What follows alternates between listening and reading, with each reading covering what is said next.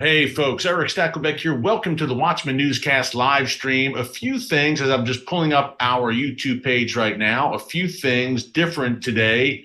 Number one, the day I'm coming to you on a Thursday. Of course, usually we're doing this on Wednesdays, but because of my schedule this week, we had to push for Thursday.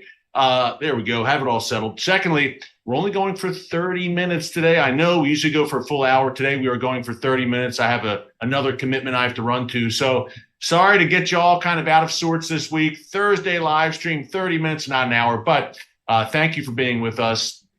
And we do have a lot to discuss in the time that we have. And we will still take questions. So send along those questions, and we'll spend the last few minutes of this live stream talking about what is going on, what you think, I should say, about what is going on. Let's dig right into it because we only have a half hour today. Big interview, big week really, but big interview yesterday. Mohammed bin Salman, the Saudi Crown Prince, also known as MBS, sat down for an exclusive interview with Fox News' Bret Baier in Saudi Arabia. And folks, there were some major revelations from this interview that we want to share and get your take on. Number two, Joe Biden meeting with Israeli Prime Minister Benjamin Netanyahu yesterday in New York, kind of alongside the UN General Assembly for the first time since Bibi re-entered office in December 2022. First face-to-face meeting, which is pretty sad and actually a disgrace that this is the first time Biden hosted Netanyahu for a meeting, and not even at the White House. Yet they did meet, so we'll break down what they discussed as well. And some other really important meetings for Netanyahu this week during his U.S. junket. Met with Elon Musk, obviously the Tesla founder, the owner of Twitter, now known as X. That's the new name for that social media platform.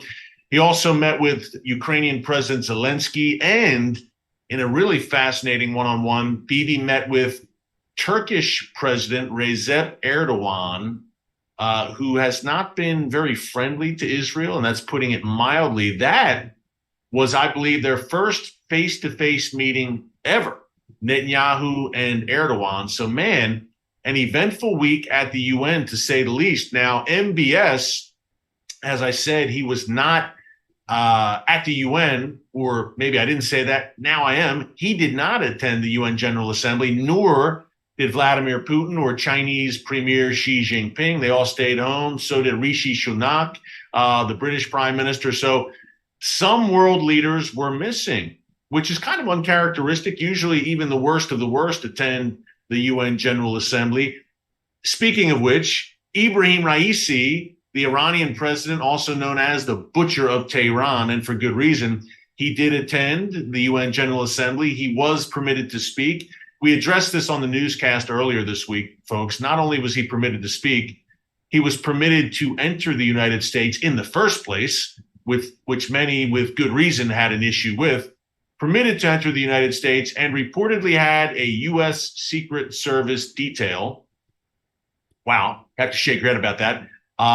In his travels in New York City. So the world's #1 state sponsor of terrorism, basically, or a top representative for that regime, basically received red carpet treatment here in the United States, folks. We live in an upside down world where common sense is not so common. You know, the prophet Isaiah talked about these times where good is called evil and evil is called good. Bible times, prophetic times, we are in them right now. Speaking of which, that was kind of a backdrop or an overview, I should say, of the UN General Assembly this week. But speaking of which, talking about prophetic times, Mohammed bin Salman, MBS for short, his interview with Fox News' Bret Baier, some major revelations. Number one, in terms of, and he spoke in English, by the way, he conducted this interview in English, shared his thoughts. We know what Israel thinks of a prospective peace with Saudi Arabia, right? We've talked about this a bunch here in the newscast. Israel wants it, and they want it bad. Netanyahu talks about it frequently. Foreign Minister Eli Cohen, Israeli Foreign Minister Eli Cohen, just said today that we could have an Israel-Saudi peace agreement by early 2024, just a few months away. So the Israelis are talking about it a bunch, but the Saudis, at least publicly, haven't said too much until now. Some very important comments from MBS on that front. And secondly, on a nuclear Saudi Arabia. Are you ready for that, folks? That's in the title of today's live stream, also in the thumbnail. Saudis going nuclear? What did MBS say about that in regards to Iran?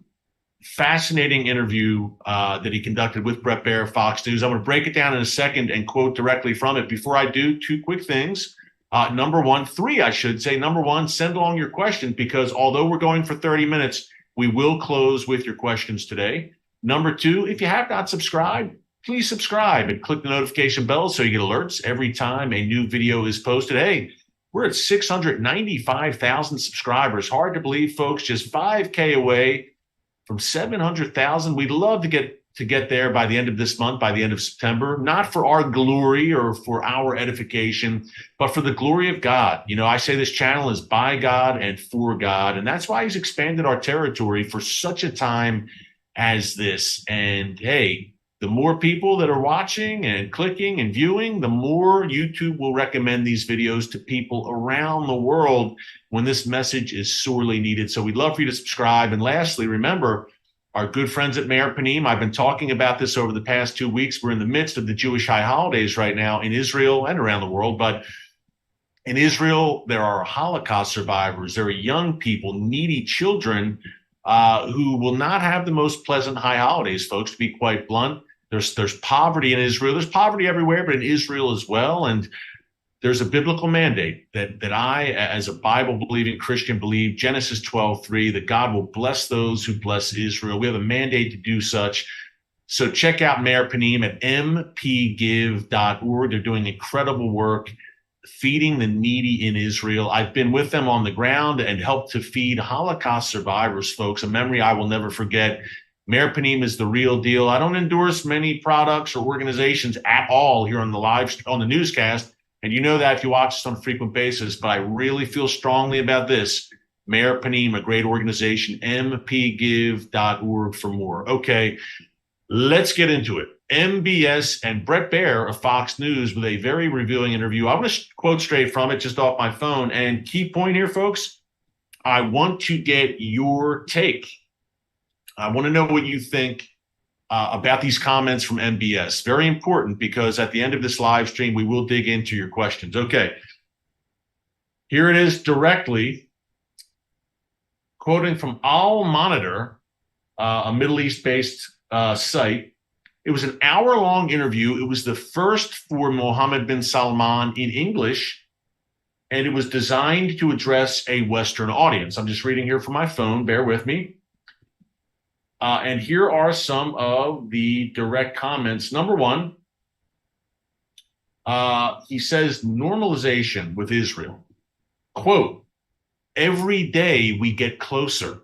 That's Mohammed bin Salman, the Saudi Crown Prince, who will one day be king, saying, quote, every day we get closer to normalizing relations with Israel. Folks, 10 years ago, even 5 years ago, this would have been unthinkable. Saudi Arabia and Israel normalizing relations, and the Crown Prince of Saudi Arabia, who's the de facto ruler of the country, saying as such publicly that we're going to normalize with Israel. This would have been unthinkable, but here we are.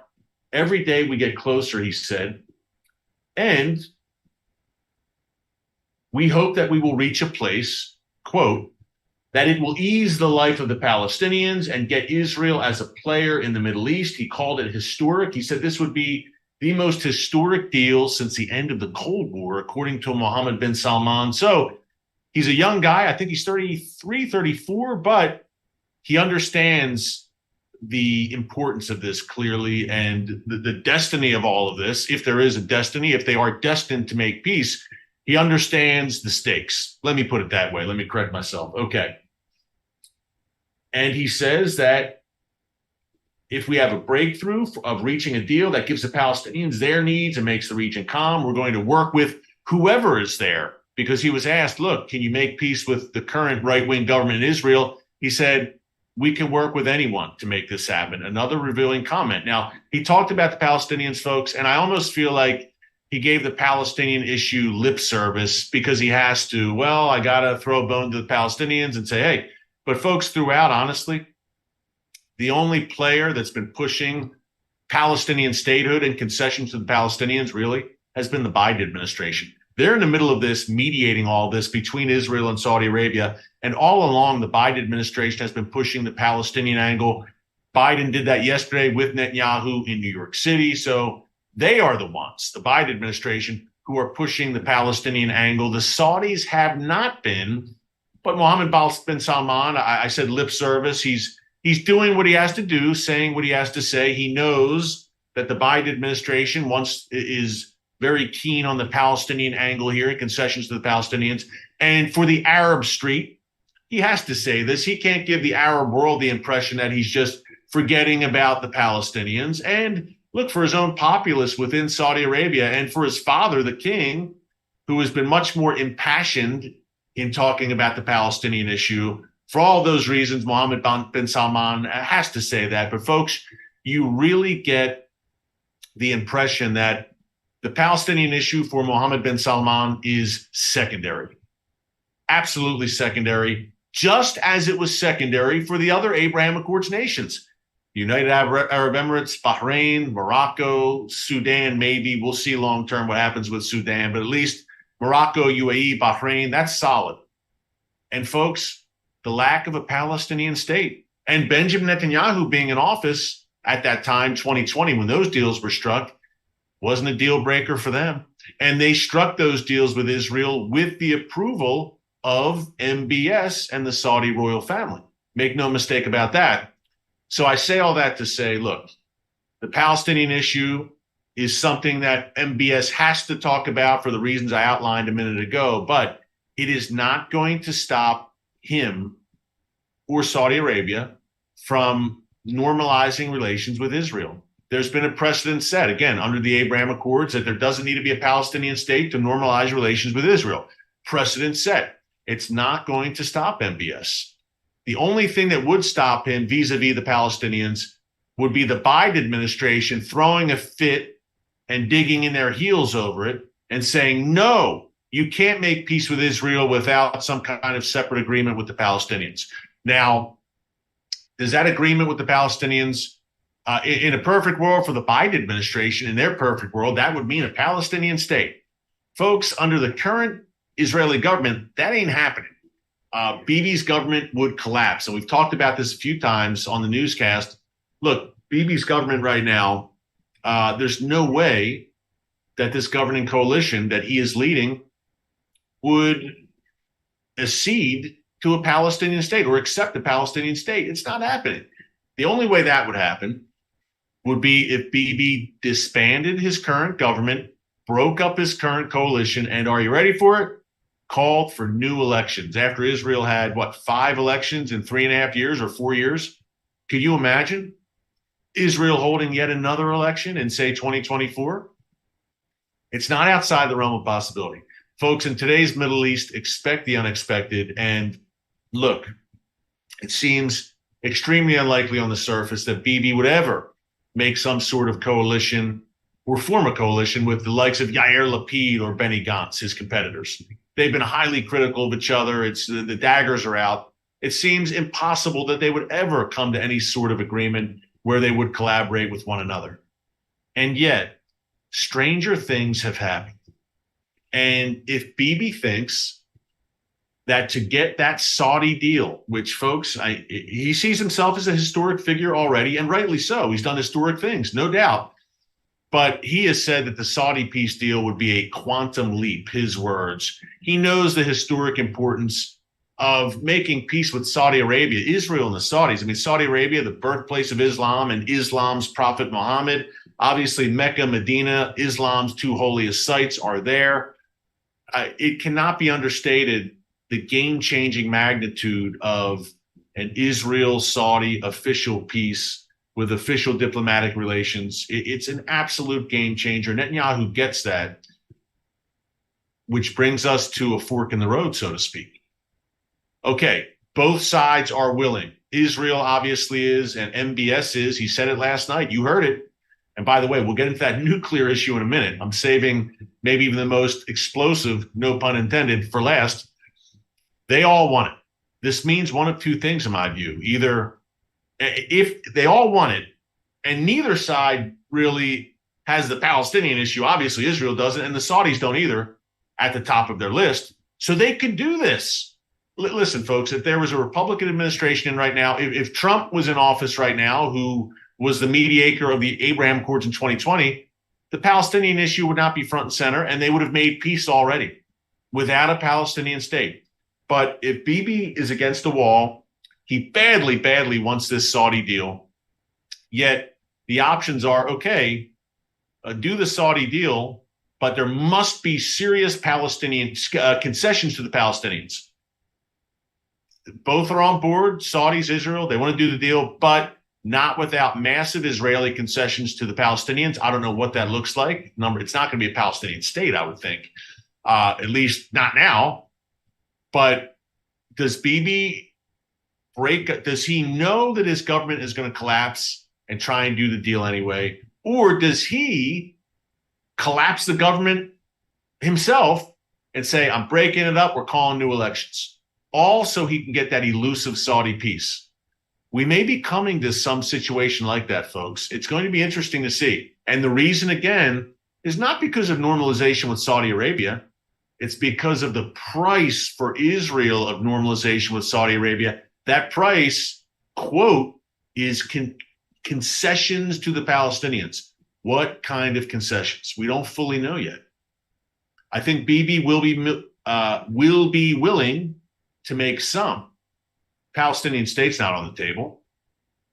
But will his coalition be willing to make any concessions at all? And if they aren't, does that mean the end of the coalition? And if the coalition breaks up, does Bibi form a new coalition? And then you have the Saudi deal. Or can the Saudi deal happen under the current coalition? Folks, a lot of questions I just threw out. What do you think? I'd love to hear your thoughts on this in the comments before we get to questions in a few minutes. Your questions. What a situation. But Eli Cohen today, Israel's foreign minister, said, hey, by early 2024, we could have that Israel-Saudi normalization. Do you think you live in prophetic times, folks, or what? Let me know what you think of this. What are your thoughts on a Saudi-Israel normalization? My thoughts on it are it is a good thing. You might say, no. If Israel and Saudi Arabia come to, look, the Abraham Accords have been a good thing. UAE, Bahrain, Morocco, these have been great relationships. I've seen it firsthand. I've been to the UAE and Bahrain. I've seen it. It's bearing fruit. The Saudi relationship with Israel could bear fruit economically for Israel, but even more importantly, I believe, the Iran threat. And I don't believe MBS is the Antichrist. I don't believe this is a false 7-year deal. This is not that. That's coming. The Bible's very clear. Down the line, this is not that. As I've said all along about the Abraham Accords, people have expressed reservations about the Abraham Accords. These separate peace agreements Israel's making with Sunni Arab nations is not that. That's down the line, but this is not that. This, in my view, is a positive thing because of Iran, first and foremost. On a few levels it is, but the Iranian regime. And let me preface this by saying it depends on what Israel has to give up. If Israel has to make crazy concessions to the Palestinians, it ain't a good thing. Don't do it, Israel. If the concessions are too high, if and the Palestinians are being asked nothing's asked of them. And by the way, maybe the Saudis aren't asked to make any concessions to Israel. If it's not a good deal and the terms aren't good for Israel, do not do it. But if it is, if you can make it work and the terms are good and it's not putting Israel in an awful position, then I believe it could be a good thing. And the main reason is for the Iranian regime, for the alliance against Iran. The Sunni Arab nations lining up alongside Israel. Now, eventually, Israel will be on its own. The book of Ezekiel, chapters 38 and 39, is very clear about that. Eventually, Israel will be on its own, at least in a physical military sense. But for the time being, you have this coalition shoulder to shoulder, Israel and the Sunni Arab nations on one side, the Iranian regime, Hezbollah, Hamas, and that Iranian axis on the other. So the more allies Israel can amass against the Iranian axis, I believe that's a good thing. What do you think? What do you think? Let me know. Comment. You may disagree with me, and that's fine if you do. No problem. All good. It's not a salvation issue. if we disagree on this. But I believe this could be a game changer in a positive way for Israel in terms of building that anti-Iran alliance. If the price isn't too high, if the Saudis are sincere here, there's a lot of questions. But if all the boxes are checked, this could be a very good thing. And it has Iran very upset. Let's get to that before we get to questions. Mohammed bin Salman, and you talk about the Palestinian issue and it not being at the top of the list for the Saudis. Guess what is? Iran. That's the main reason the Saudis want to do this deal with Israel. They know that Israel is the strong horse in the region. Mohammed bin Salman told Bret Baier, Fox News, if you're just joining us, we're breaking down this very revealing interview yesterday. MBS, Mohammed bin Salman, the Saudi Crown Prince, sat down with Fox News, and he told Bret Baier about nuclear weapons and Iran. MBS said, quote, if they get one, we have to get one. Wow. There you go, folks. We've told you about the very likely arms race in the Middle East should the Iranian regime break out and announce it has nuclear weapons. We've told you there's going to be an arms race. The Saudis, Turkey, Egypt, the UAE, Jordan, they're all going to be vying to have the bomb. And MBS just confirmed that. One reason for Iran, many reasons for the Iranian regime to not permit Iran to develop nuclear weapons. But man, there you go. That's at the top of the list, certainly near the top of the list. How would you like a nuclear arms race in the world's most volatile and chaotic region, the Middle East? Well, that's what you're going to get. And MBS just confirmed that. If they get one, we get one. And that's interesting because part of this potential Saudi deal between Israel and Saudi Arabia involves the Saudis making demands of the Biden administration, saying, okay, we'll make peace with Israel, but you got to give us a few things. And you might say, what's Israel getting out of it? Good question. I just think the mere fact that Saudi Arabia would recognize and normalize relations with Israel is enough from Israel's view, but then they see other benefits as well. But here's the Saudis one. They want to be able to enrich uranium. They want the okay from the Biden administration to do that. Will Israel write off on that? Some Israeli opposition figures like Yair Lapid are saying, no way, don't do it. And they also want a lot of military assistance from the United States, perhaps even something formalized. So the Saudis want a bunch, no doubt. But questions now, but here's what Raisi, the Iranian president, the butcher of Tehran, said about Israel-Saudi ties. And remember, Saudi Arabia and Iran normalized ties back in March, right? And I told you it's a non-aggression pact. There's no love lost between the two, but the Saudis sought this deal out of a position of weakness, quite frankly. But it did not obviously destroy the prospect of a Saudi-Israel deal. Here's what Ibrahim Raisi said about the possible normalization of ties between Saudi Arabia and Israel. Quote, this is from the Times of Israel. I'm just reading from my phone. The initiation of a relationship between the Zionist regime and any country in the region, if it is with the aim to bring security for the Zionist regime, will certainly not do so. It would be a stab in the back of the Palestinian people and of the resistance of the Palestinians. The normalization of relations with the Zionist regime does not create security. Oh, yes, it does. And that's why the Saudis want to do it. Because they know that Israel's a strong horse. And if they have Israel on their side, they're much less threatened by the Iranian regime, which lies right across the Persian Gulf from Saudi Arabia. And that's the main reason Saudi Arabia is doing it, for security purposes. And oddly enough, the Iran normalization the Saudis did for security ppurposes. They're saying, look, don't attack us. Let's normalize and please don't attack us. Again, it was out of a position of weakness they did that. Okay. A truncated, abbreviated live stream today. I'm pulling up your questions now, though, so bear with me. Let's see what we have. 1 second all. Sorry, here we go. Just pulling them up. So we've got a few minutes at least. Stick with me.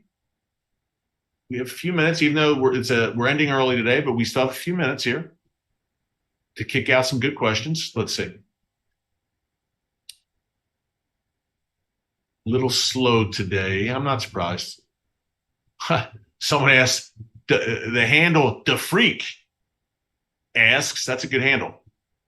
Watchman, Erick Stakelbeck, how tall are you? I'm guessing like 6'6". You're close. Anyone else want to take a guess out there? I would say I'm 6'4.5". A lot of times I cheat and say 6'5". I'd say roughly 6'4.5". A lot of times I cheat, say 6'5".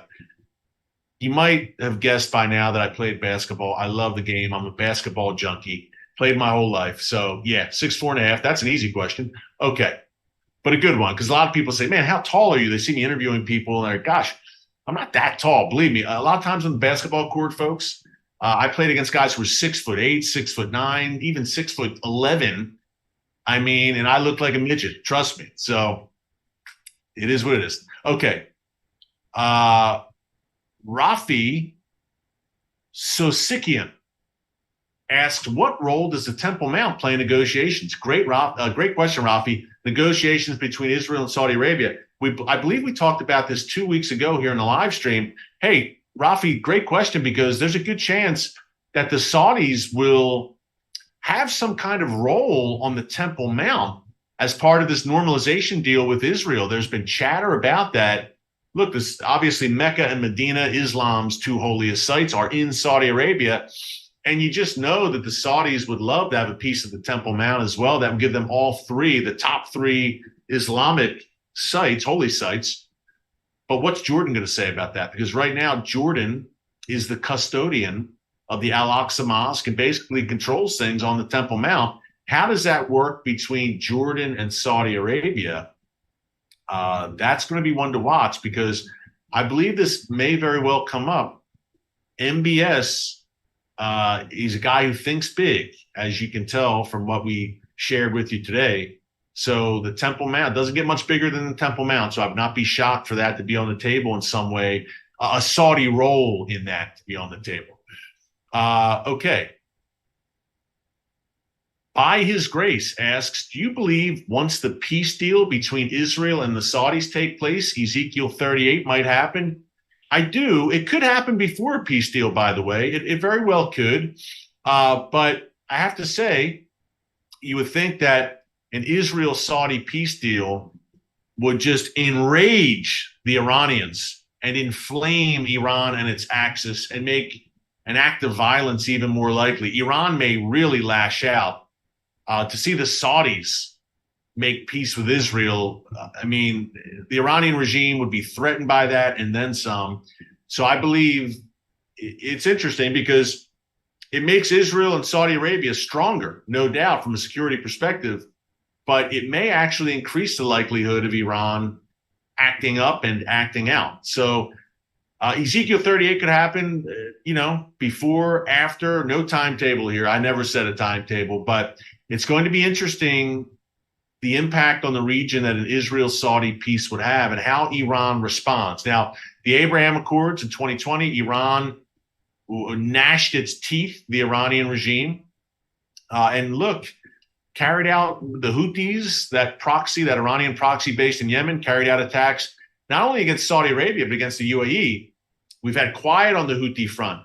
Do the Iranians employ the Houthis once again against Saudi Arabia if that deal happens? So you see where I'm coming from. Look, it makes Saudi Arabia more secure on one hand because it has Israel in its corner. But on the other hand, it could make Iranian adventures against Saudi Arabia and in the region and against Israel more likely. Fasten your seatbelt. Okay. Barbara Metaxas asks, do you think the Palestinians would ever make peace with Israel? Barbara, it's possible. It depends on a few things. Perhaps the Antichrist is the one who eventually will make that peace a 7-year deal. Perhaps he's the one to broker it. Or perhaps he brokers some broader peace between Israel and the Muslim world. I'm not sure, but certainly the Palestinian issue at the top of the list of potential outcomes of that 7-year deal when you read the book of Revelation that the Antichrist will broker. So obviously, if he's in the mix, yeah, it could happen. Secondly, depends, I think, on the leadership in the U.S., and it depends on the leadership in Israel and amongst the Palestinians. Right now, clearly, either Mahmoud Abbas and the Palestinian Authority or Hamas in Gaza. Israel does not have any sort of peace partner. And secondly, when it comes to Israeli leadership, if a peace with the Palestinians, and how you got peace right now where when the Palestinians literally are carrying out attacks against Israel every day, and you have Abbas denying the Holocaust and Hamas launching rockets, where's the peace partner? I don't see it. And if that peace entails Israel giving up chunks of the biblical heartland, Judea and Samaria, to an entity that is continuing to carry out terror against it, you're not going to see many on the Israeli right agree to that. So, Barbara, it looks very unlikely right now, but gears are turning, things are developing, the Saudi deal, and wow, fasten your seatbelts again, folks. We shall see. Got to go early today. So sorry. I have another commitment. You are always my main commitment, my Watchman Newscast family. But today, got a big one I have to run to. But thanks so much for joining us. Until tomorrow, God bless you. And remember, never hold your peace. Hey everyone, thanks for checking out the Watchman Newscast. Make sure you hit the subscribe button so you never miss an upload, and tap the bell icon so you're notified every time a new video is posted. And don't forget to share your thoughts, insights, and comments below.